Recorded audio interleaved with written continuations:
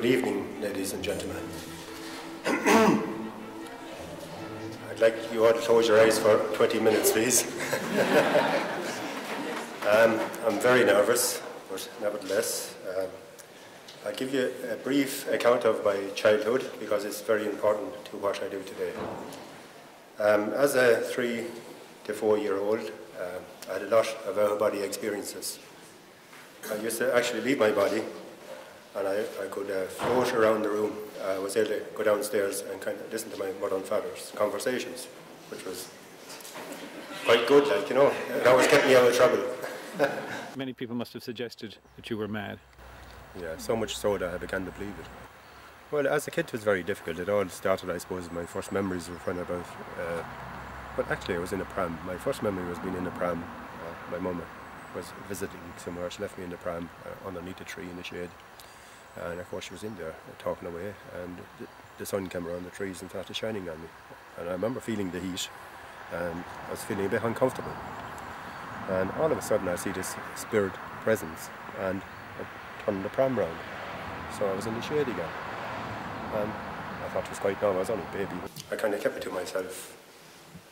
And in my teenage years, you know, I would go to the pub with my friends, and there were friends of mine who were deceased, and they used to come and join me for a drink. Now that was quite awkward, because I'd be speaking to them telepathically, and I'd be trying to converse with my friends in mortal body at the same time. About a week ago I had this vision, again like a dream, but I get many messages during the night, and I've seen this vision coming up. When I saw it today, it's like a deja vu. I've been here, I've seen it.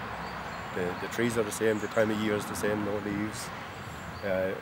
The windows are the very same with the little crosses throughout the building, the stone building. And I was gobsmacked when I drove up. Oh my God, I've been here. So I think I'm meant to be here today for some reason. It's a fascinating place. There's an awful lot of lost souls here, forgotten about.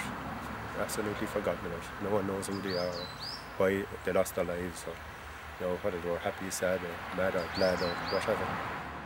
I got a call from the Clonmel area. This lady was absolutely desperate, and she could get no help. The local clergy wouldn't come near the place, because I'm not surprised, because when I got there the imagery was horrific. I drove up to the house, knocked on the door. The lady walked out, and she had a little child in spirit beside her. And I said hello to her, and I said, you had a miscarriage about 5 years ago. And she says, oh my God. She says, how do you know that? I said, I hope you don't mind me saying this. I said, because there's a little child with her arm around your leg. I remember getting a phone call from this lady who lived in the southwest of Ireland. The minute she phoned me, I was picking up on her energy, and I thought, oh my God, this lady is suffering. I walked into the house, and I walked straight into the energy line, and I was able to tell her about the mirror on the wall. This is where your problem is coming from. This is a door to another dimension.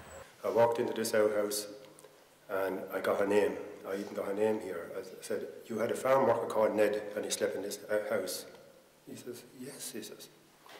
I said, I need to move him on. This man is a ghost, and I need to move him on. He says, by all means.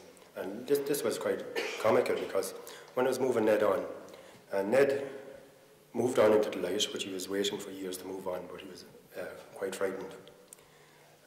But when he was in, he shot back out again, and he grabbed his cap where his bed used to be.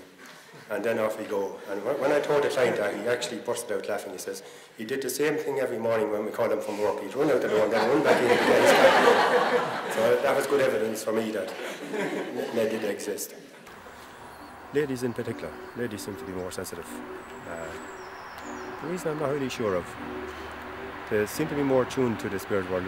Maybe it's because not all of them, but quite a few of them decide to bring up their own children and spend more time in their home, so that they are more of the time, and they're switched on to what's going around the place, switched on to it. But when they have taken a shower, especially a shower, they're standing there and they feel like they're being watched, and they get uncomfortable. And the reason why that's happening is because they are being watched.